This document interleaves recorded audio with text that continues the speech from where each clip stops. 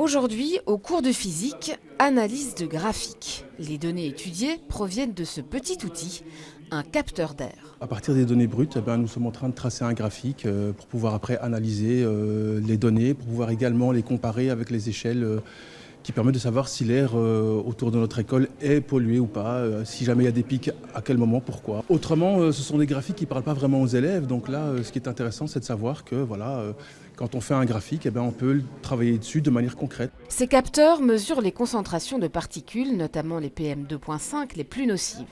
Ils viennent d'être installés ici à Demotte-Couvreur par l'ASBL, les chercheurs d'air. Avec les écoles, c'est vraiment l'objectif pédagogique qui prime. On a un partenariat avec Inforscience, le département de l'ULB, pour organiser des ateliers de sensibilisation avec les élèves.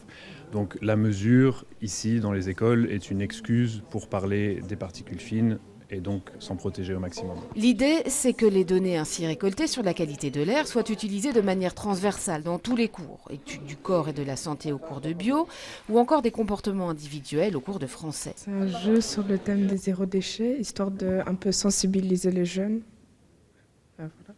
Recycler, jeter moins de déchets.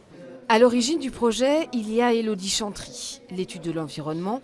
Elle y travaille avec ses élèves depuis 8 ans. Dans le cadre du cours sur le réchauffement climatique, donc on a analysé la qualité de l'air et puis j'ai vu le projet, donc j'ai foncé. Une douzaine d'écoles participent déjà au projet à la ville de Bruxelles, Ixelles et Woluwe-Saint-Pierre. Les chercheurs d'air espèrent toucher à terme l'ensemble de la région.